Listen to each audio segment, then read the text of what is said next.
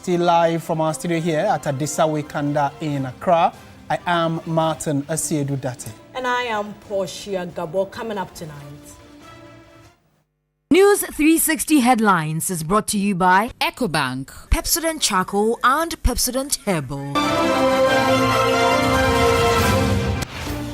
Tonight, stakeholders demand stronger enforcement of Act 999 as political vigilantism continues to challenge Ghana's democratic stability.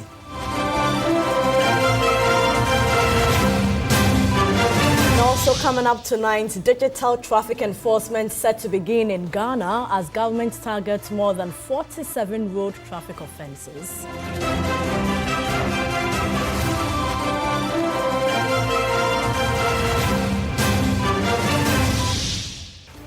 Also coming up in the bulletin, the Public Utilities Regulatory Commission calls for significant investment in Ghana's national gas company to secure stability of the country's power sector. Later in business news, Ghana targets 2027 for full operationalization of virtual asset regulatory framework.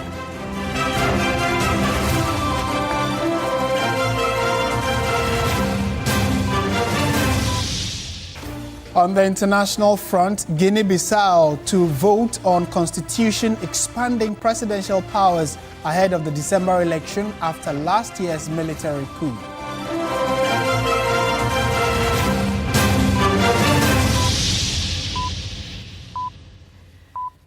We have details of all these stories and many more coming up in the next 1 hour. Don't go away. Starting with issues regarding security, and 7 years after Ghana enacted the Vigilantism and Related Offences Act, concerns remain over the effectiveness of the efforts to curb political vigilantism. A national policy dialogue in Accra has brought together security agencies, political parties and civil society groups to assess the implementation of Act 999 and find practical ways to prevent political violence ahead of future elections. National Security Coordinator COP Abdul Razak Osman said although the country has recorded relative improvement in election-related security, political vigilantism has not been completely eradicated. He warned that some vigilante groups are re-emerging under new identities, including community security teams and other informal networks, with recruitment and mobilization increasingly taking place online. We must not mistake reduced visibility of these groups as complete eradication. A vigilante group is a vigilante group, regardless of its name, uniform, or publicity. We are very much aware that some groups are rebranding as internal security teams, volunteer task forces, or community security initiatives. Others have dissolved into looser and less visible networks that are more complex to track. But if our ability to track people on social media is anything to go by, a word to a wise is enough. COP Osman called for the depoliticization of enforcement, evidence-based investigations and visible accountability, stressing that the law must be applied fairly and without fear or favor. Executive Director of Election Watch Ghana, Rose Austin, said public confidence in the enforcement of Act 999 remains critical to democratic stability. We must therefore summon the collective political will, institutional courage, and civic responsibility necessary to confront and expunge political vigilantism from our democratic culture. This requires action by all of us. Special Envoy to the Sahel States, Larry Gbevlo-Late, represented the Chief of Staff, Julius Deborah. Vigilantism is a threat to the entire republic, not just a single political party. Our analysis must therefore place the long-term stability of Ghana above any short-term partisan interests. We must formulate concrete, trackable courses of action in the recommendations that we make for the resilience of our democracy, our security apparatus, the judiciary, political parties, and civil society in the face of the threat. The dialogue is expected to produce concrete and measurable recommendations to strengthen the enforcement of Act 999 and reduce the space for political vigilantism. We're staying on the subject matter. Dr. Victor Doke is a security analyst and a lecturer at the Kofi Annan International Peacekeeping Training Center. Doc, good evening. Thank you for your time. Thank you much, and good evening to you. Right. We, as a country, we acknowledged and started taking steps to curb vigilantism and its related acts, for which reason a law was passed. But from all indications from today's summit, it looks as though we only have laws on the books, but then we are not as proactive as we should be in dealing with the new forms of vigilantism. How concerning should we be regarding this particular issue? Right, thank you very much. So what it means is, one, the implementation of the law is another thing. Review of the law itself, because vigilantism, as stated by the speaker, is evolving. So if it's evolving, we need to look at it and then do the revision as much as possible, because you can't have a law whilst you have the reality around evolving. The dynamics are changing whilst the law remains the same. So it means we need to go back to the basics, review the law, carry dispensation of the dynamics that keeps changing. Otherwise, implementation will be very difficult. The aspect of the law itself is good. Now, implementation has also been another challenge, because we know how the political angle plays out in all of this. Whoever is in power would definitely know what to prosecute its people in powerful. So it means we need to be able to more, punitive enough to deter political parties or any group forming vigilante groups in another form by not using the name vigilantism, but using, names such as security department or whatever, which is also against the norm. And is it would it be a fair point to make that, based on the fact that those in the helm of our security are aware of the existence of these groupings and their new modus operandi, they are on top of issues? Well, if I get your question very well, the security apparatus is very much aware with regards to the new forms that the vigilante groups are taking. Now, in as much as they are aware, the enforcement of the rule is another thing. And you know how in this country, when the opposite side, how they react, certain arrests. Last month or so, I put a video, a political, some groups were swearing allegiance to a particular party, to protect and secure towards 2028. And I've seen this video. Probably they are doing their investigations, intelligence, if this group is really effective before they will react. So I would say the authorities are much aware of these, groups and the forms that they are taking. And most probably they've not flouted any rules. They won't be arrested. But as the National Security mentioned, that the proactiveness is illegal, towards 12 months to 18 months elections, I would say it should even start now. Because when you get to the election season, it would be deemed as what political content by the opposition if it favor them. So we should be able to deal with these, now, when the election year comes, with the system of all these vigilantism. Unfortunately, the lines seem to be jerking there, but we appreciate your time with us this evening, Dr. Victor Doke. He is a security analyst and helping us understand these new concerns of vigilantism, which we thought we had banned based on the laws we passed, but it seems to be still around, and we need to do something about it as we start getting ready for 2028. In more news tonight, Ghana is set to digitize traffic enforcement from September, with cameras and other technology expected to detect more than 47 road traffic offences. The move is expected to reduce face-to-face encounters between motorists and the police officer, while improving transparency and limiting opportunities for roadside bribery. A report by Noura Mohammed. Motorists in Ghana could soon have fewer face-to-face encounters with police officers on the roads as the government moves to digitize traffic enforcement from September. The Interior Minister Muntaka Mohammed Mubarak says the cameras will be used to detect more than 47 road traffic offences, replacing routine manual checks by personnel of the Motor Traffic and Transport Department. The traffic check, how it works is that traffic offences are captured on devices.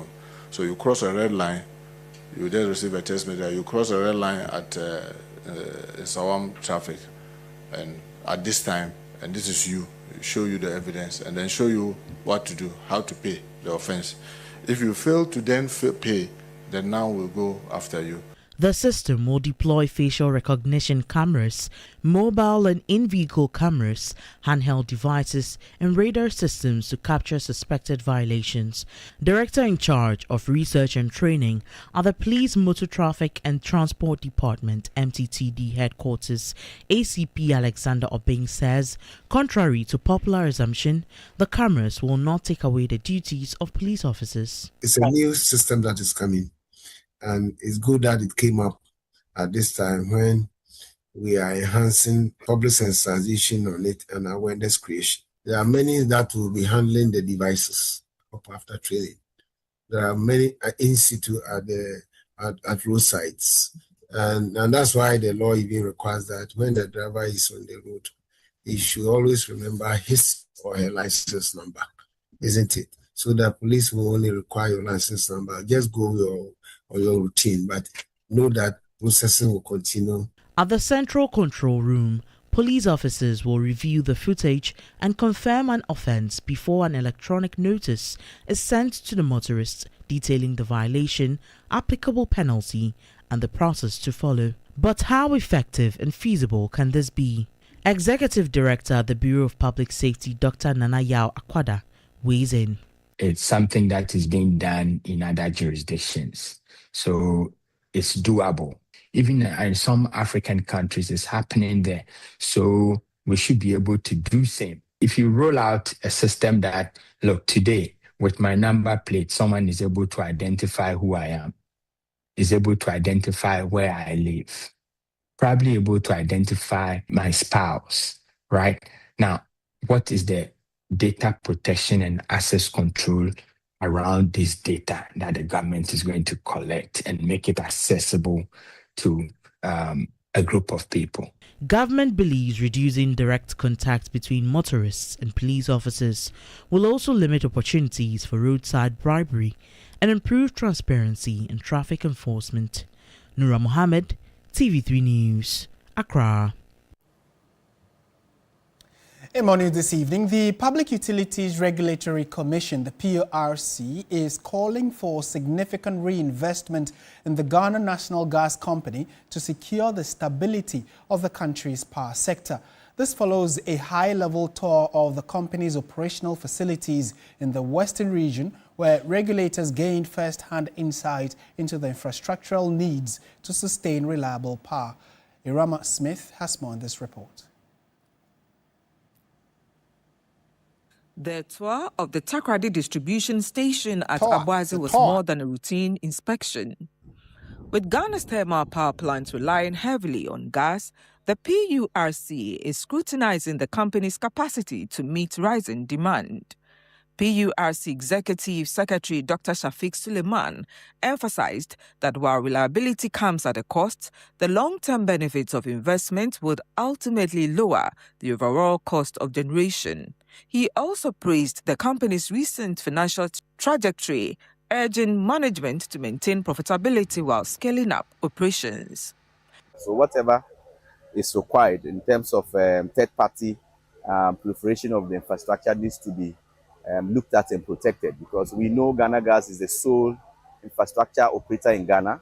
They are not supposed to share that with any third parties, and we are building the capacity of Ghana Gas as a nation to ensure that they have all the needed manpower, the needed knowledge, and then we are also expanding the infrastructure, encouraging them to invest more in the infrastructure so that they can be able to sustain the energy sector of Ghana.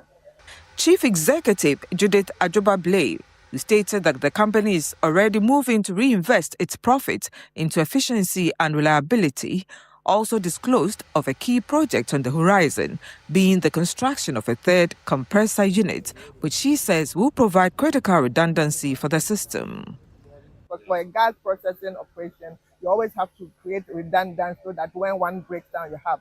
So in that quest, we are almost close to starting the construction of our third compressor. I think we've told you that before, and it's very close. Hopefully by the end of September, we will come and announce that we have begun or cut short for construction of the third compressor to create that redundancy needed for efficient operations. Yeah. And we are ready to expand for the use of gas for industry and for power generation. The STOA serves as a precursor to what is expected to be a critical tariff review process. As Ghana Gas makes its case for adjustment to support its expansion, the PURC is balancing the need for investment against the imperative to keep power affordable for consumers. Irama Smith, TV3 News, Western Region. Let's now go to Rwanda, where the Vice President has called on Africans to abandon dependency and take greater ownership of the continent's development, saying Africa must move beyond having an Africa we want to building an Africa we work for. She made the call in Kigali, Rwanda, during the African Mindset Reset Forum. Vice President Professor Nana Jane Opoku-Agyeman said the Africa's development challenges could not be explained simply by a lack of policies, plans, resources, or human potential. She questioned who has historically told Africa's story and who has been allowed to define what Africans can become. According to the Vice President, taking charge of Africa's future requires a fundamental shift from reliance on others to confidence in African expertise, institutions, and capabilities. What will it take for us to train our children that we know are bright and are capable and are willing to learn? So what is stopping us? And if somebody tells us also, oh, we don't have the equipment, how much does the equipment cost? And how much are we spending to support other people's equipment? So you see, we need to go back to the fundamentals and then imagine something that our Pan-Africanists imagined of a continent capable that can go into negotiations with the proper information, education, the confidence, and the willingness to do what it is that helps our continents to grow and be sustainable. Professor Nana Jane challenged the argument that Africa lacks the expertise needed to solve its development problems and linked the call for self-reliance to the ideals of Pan-Africanism. How do we move from becoming a victim of this circumstance to an active, an agent of change? What will it take? Yes, it will take some courage, it will take some sacrifice, whatever, but you need to ensure that you are taking that decision.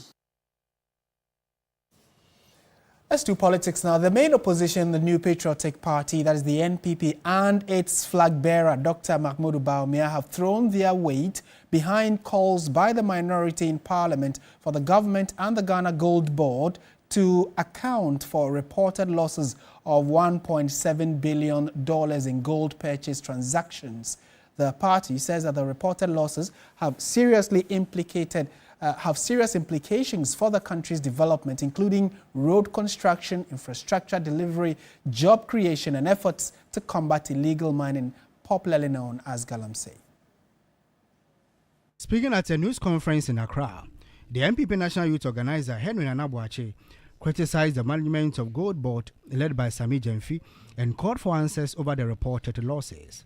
How much of this loss came from foreign exchange differentials? We asked.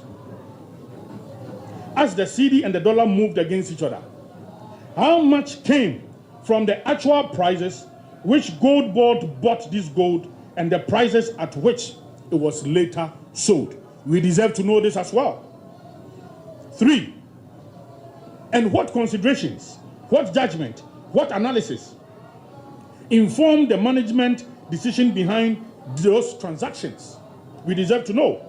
Ghanaians are not asking for favors. They are asking for the truth about their money before it is taken from their pocket a second time to rescue the very institution that lost it initially. Nana Boakye said the NPP and its flag bearer Dr. Mahamudu Bawumia fully support the minorities' effort to demand accountability from the government and Gold Board. Under the New Patriotic Party, when the NDC were in opposition, through some economic decisions, the Bank of Ghana then, you remember that we were going through some hard times regarding our economy. We lost some 14 million. They branded the Bank of Ghana governor as a criminal. They branded the MPP as a group of criminals. They staged several demonstrations. Today, we are talking about $1.7 billion. And indeed, this loss is already accepted. In fact, what they intend to do is to divert your minds. Sami says it is not Gold Board. Bank of Ghana says yes, it is in our books. That is what they are saying. So there's a loss. Henry Nana Boakye said the party will back the minority in pursuing all lawful means to obtain answers on the reported losses. We also say this to the minority leader and every member of the caucus. Use every relevant law in the books, every question on the floor of Parliament, every committee hearing, every request for document, every order paper, every point of order. Utilize every relevant tool provided by the standing orders in our Parliament with confidence. The Speaker of Parliament on Monday, August 24, accepted a motion from the minority NPP caucus over the $1.7 billion loss under the Domestic Gold Purchasing Program, DGPP. And away from the NPP, the Ghana Gold Board has directed all self-financing aggregators, SFAs, to ensure that gold door purchased under arrangement with approved off-takers is refined in Ghana before it can be exported. The directive issued by the Compliance Directorate of the Ghana Gold Board on August 24 takes effect on September 1 and forms part of measures to strengthen local value addition in Ghana's gold industry. The directive is issued pursuant to the Ghana Gold Board Act 2025, Act 1140, and is to be read together with guidelines for the onboarding of off-takers and the conduct of transactions with off-takers issued on July 13, 2026. Under the new directive, SFAs will no longer be permitted to export gold door in its unrefined state.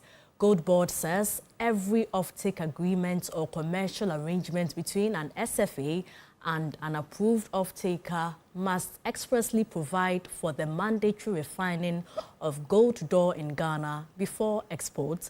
The board also stated that no request to export gold door will be approved unless the gold has first been refined locally in accordance with the directive.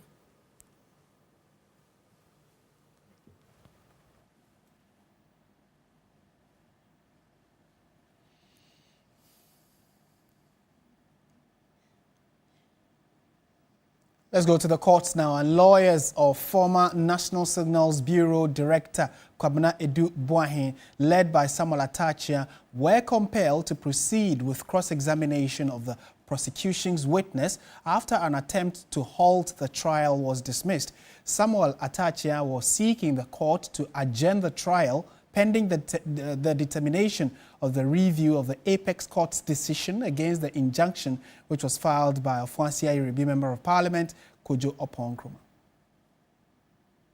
As I'm missing about 2 sittings, having earlier indicated they are not going to participate in the hearing during the legal vacation, you finally showed up today and your attempt to get the case to be halted pending the determination of Kojo Oponkroma's review of the injunction was also dismissed. Tell us your overview of what you felt today. It's very unfortunate that the judge now makes a detour that he will not abide by the repeat application for injunction. Earlier on, he adjourned proceedings when the application for injunction was filed.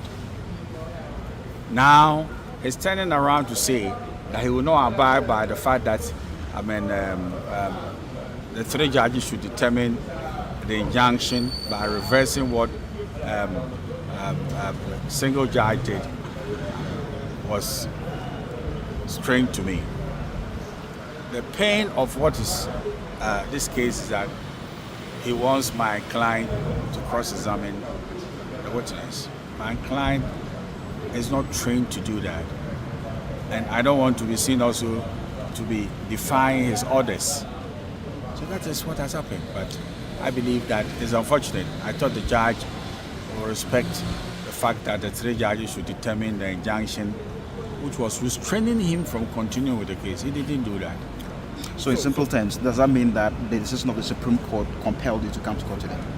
In fact, it was a decision of the Supreme Court coupled with the fact that Honorable Kojo Oppong-Nkrumah has repeated his motion before the 3 judges, and I wanted to bring it to his attention. Okay. And that is what I wanted to do. And if you saw what happened, I brought it to his attention that, my Lord, although the first one has been dismissed, there's a repeat application restraining you from continuing with the case. I said, no, he will not respect that.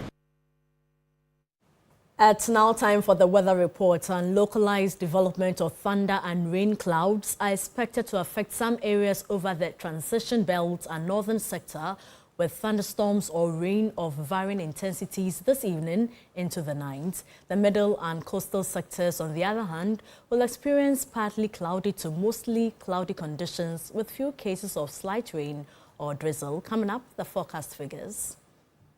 Weather News segment is brought to you by Syntex Tank.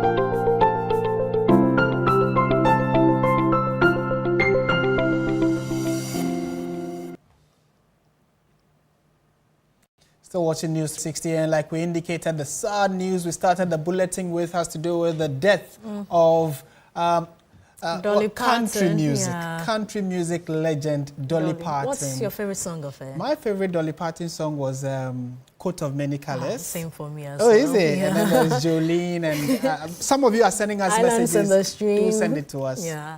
We have more news coming up shortly.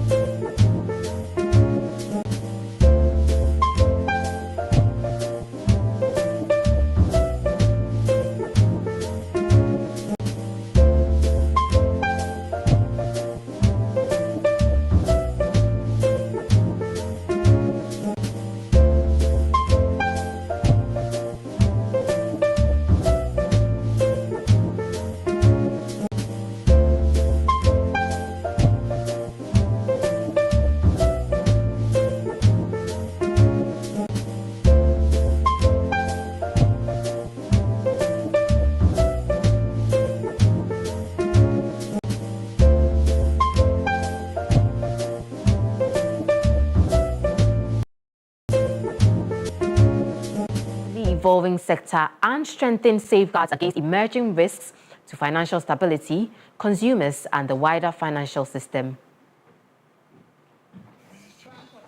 Speaking at the inauguration of a 7-member coordinating committee in Accra, Governor of the Bank of Ghana, Dr. Johnson Esiama, says the Central Bank and the Securities and Exchange Commission are developing operational guidelines and policy sandboxes.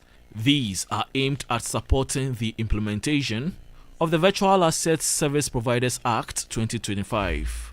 The operational guidelines are being developed by the designated regulatory authorities, i.e. the Bank of Ghana and the Securities and Exchange Commission, alongside the implementation of policy sandboxes by both institutions towards fully operationalizing the Act by 2027.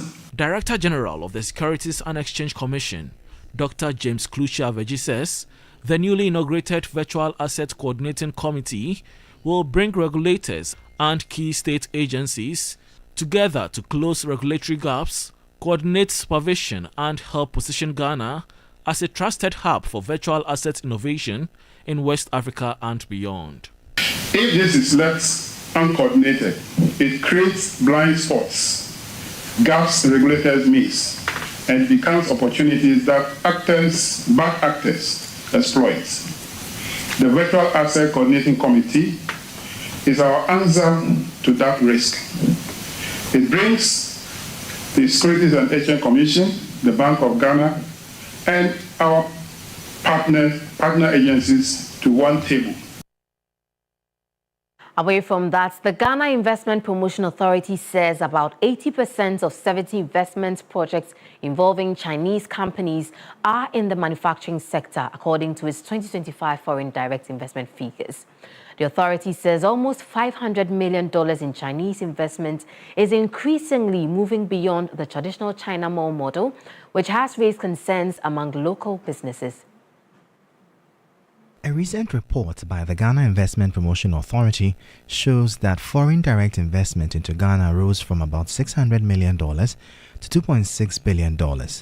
Chinese investments accounted for about $486 million of the total across 70 projects. The authority says about 80% of these projects are in manufacturing, with investments expected to support production of a range of goods locally. The development comes amid concerns from industry players about the impact of China malls and imported goods on local businesses. Speaking on Business Focus, the Chief Executive of the Ghana Investment Promotion Authority, Simon Maggi, outlined some of the products expected to be produced under the new projects. The Chinese accounted for 70 of these projects, mainly into manufacturing. And, they are very good at setting up manufacturing businesses across. You will see them whether in textiles or whether in ceramics, any of the other aspects of manufacturing. They're very good. So all these 70 are into manufacturing from China? Largely. About 80% of them are into manufacturing.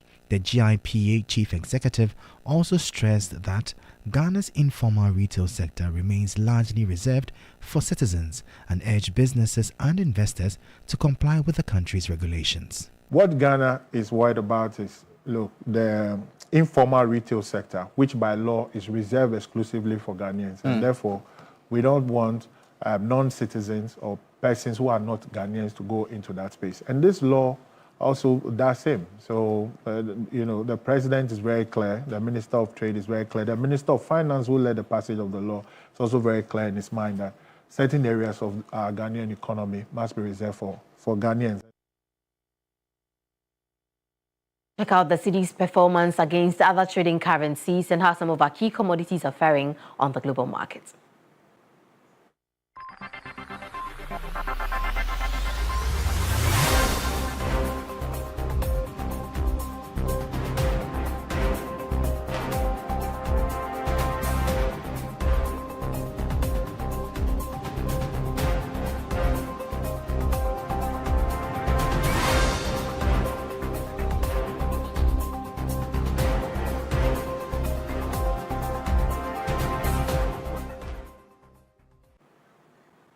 And that's how we wrap up the business segments on News 360 tonight. I am Menu Afo. We have more news updates for you, so don't go anywhere.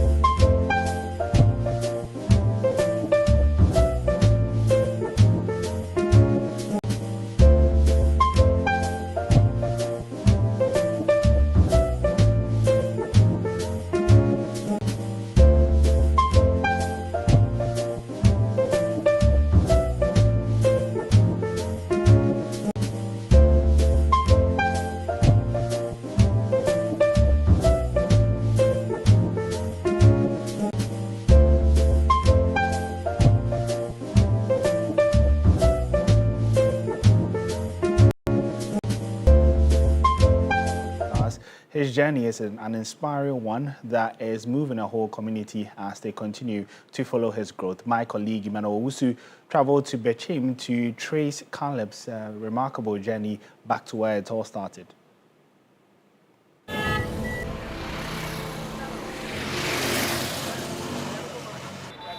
This is the Bechim RC Park, a dusty place where generations of children with dreams of reaching football's biggest stages have honed their skills. Years ago, Coventry midfielder Caleb Irenchi was one of them, spending countless hours here, kicking a ball and dreaming of where the game might one day take him. When Caleb was 8, his talent caught the eye of Bashir Mohammed, a local coach with a passion for identifying and nurturing gifted young players. Bashir took the youngster under his wing, helping shape his early development until Right to Dream came calling in 2017.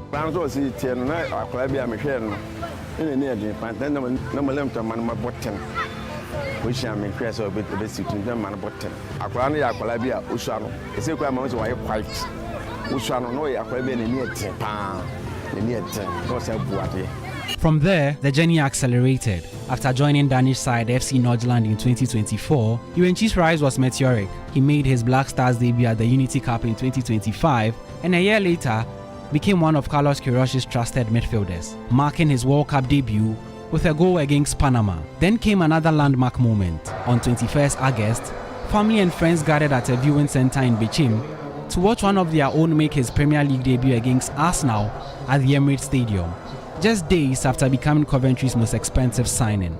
Among those watching was his mother, Janet Osaibunsu. She had supported Caleb's football dream, even when it meant allowing her young son to leave home at an age when most mothers would want their children close. But now, she feels that sacrifice was worthwhile.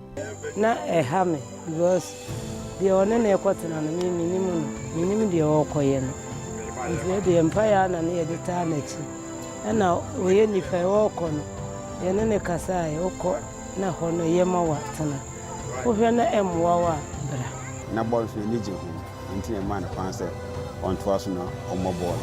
Na emu nwa se watimi agba kokoduru pempenso abadu sisi ya first no FC Nordjylland edidi ma oba Black Star ni mo ko World Cup na chiru na okwa koduru baby abadu sisi ya obi ehu a na nkura Caleb papa Irenchi papa Yimi poster ekura wo kura enkwati begina se Caleb Irenchi nti eno so ma ye ahoho pa. For the friends and peers who witnessed his journey from the very beginning, seeing Caleb walk onto the pitch at the Emirates Stadium was deeply emotional. For them, this was more than a Premier League debut. It was the fulfillment of a dream they had watched grow from his small town.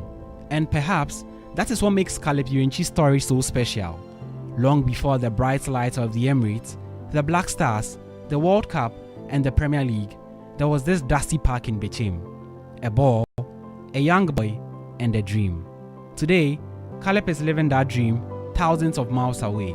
And somewhere on this pitch, another child may already be dreaming of following the same path.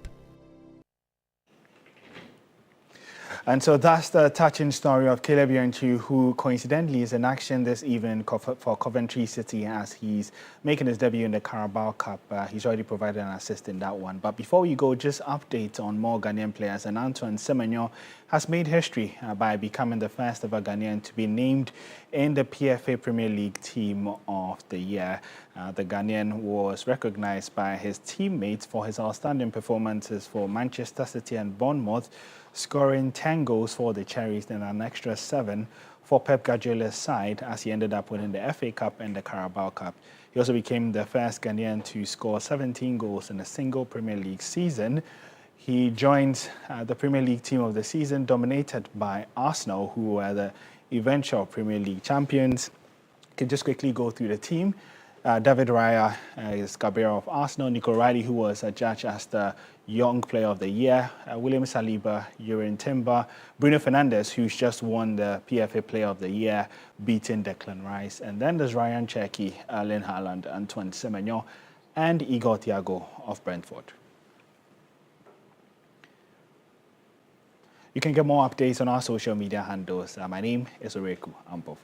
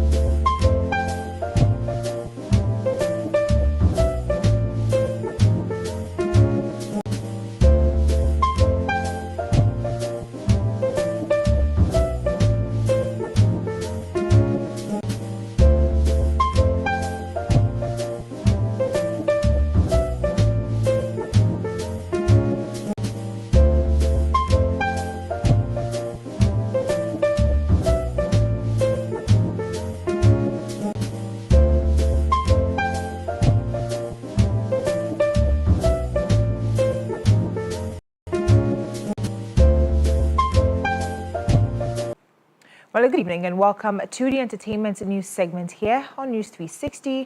My name is Noella Donko. Now, the Minister for Tourism, Culture and Creative Arts, Honorable Abla Jifagomashi, has engaged stakeholders in Ghana's creative industry at a forum today. Now, the engagement highlights the growing call for stronger collaboration between government and industry players as stakeholders seek practical solutions to the challenges confronting Ghana's creative industry. The forum brought together players from different creative disciplines who used the platform to highlight some of the key challenges affecting their work and businesses. Among the major concerns raised were copyright protection, the lack of suitable event spaces and amphitheaters, limited access to funding for creative entrepreneurs, and the need for more opportunities for growth within the sector. Speaking at the engagement, Acting Executive Secretary of the Creative Arts Agency, Gideon Aikwe, said the forum was necessary to help set the record straight on developments within the sector while giving creatives an opportunity to voice their concerns.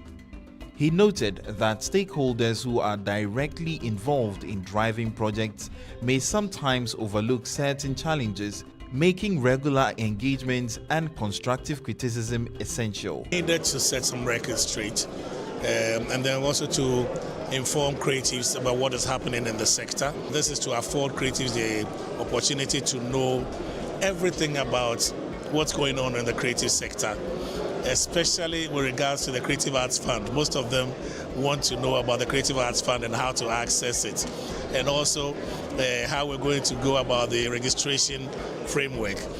So this is largely to educate our creatives and also get to appreciate the kind of problems that they have. Mr. Aikwe further assured participants that their concerns and recommendations would be taken seriously. And honestly, we have heard everything that they have suggested. We have taken all criticisms in our strides, all suggestions, we have taken it in good faith. Largely, we'll go back to the drawing board and see how best we will address it. The engagement highlights the growing call for stronger collaborations between government and industry players as stakeholders seek practical solutions to the challenges confronting Ghana's creative industry. And now to some more stories. Ghanaian satirist and talk show host Kweku Sinti Misa, popularly known as KSM, has rejected claims that his advocacy for nation building is driven by financial benefits from the NDC government. Speaking on the KSM show, the outspoken satirist said his commitment to Ghana's development is not personal, is not motivated by payments from any political party or interest group. He expressed disappointment that some people, including well-educated colleagues, had suggested that he benefits financially from his views and advocacy. Now, according to KSM, such claims fail to recognize the sacrifices made by citizens who genuinely want to contribute to Ghana's development. He argued that efforts towards a national development should not always be viewed through the lens of financial gain. KSM maintained that some citizens are willing to make personal sacrifices because they believe in building a better Ghana. We are not here every day to flap and talk about building Ghana because we are on payroll, he said. Looking for nation building. People think it's a money issue. Hey, KSM, they say they chale, and this is my blog, which means they paid you, boom. And I said, coming from you, I'm very, very surprised. Because I would have thought your education and your level of intelligence will let you know that there are people who understand the sacrifice that they should make for this nation.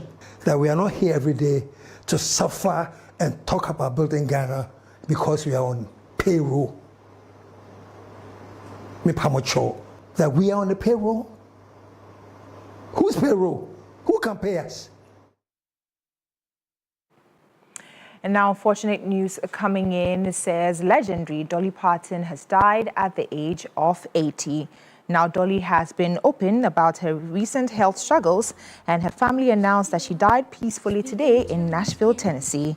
Dolly Parton's legacy is one of love, compassion, and resilience. With a 7-decade career, she inspired multiple generations of artists and fans with her music and an unwavering commitment to making the world a better place. Dolly was preceded in death by her beloved husband of 59 years, Caldine, who passed away last year. Oh, this old world has gone to pieces. Can we fix it? Is there time? Hate and violence just increases. We're so selfish, cruel and blind. We fight and kill each other in your name.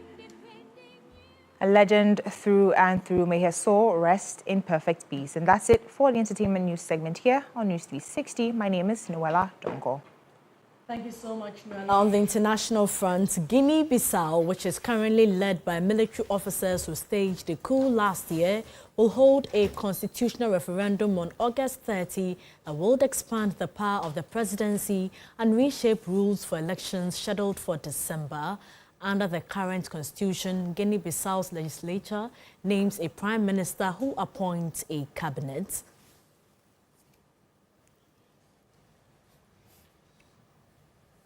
And that's it for our package this evening. Thank you so much for watching. I am Martin Asiedu Date. And I am Portia Gabodu. Join Beatrice Edo at 9 p.m. for Agenda. There's also Ghana Tonight with Alfredo Cancer at 10 p.m. Good evening.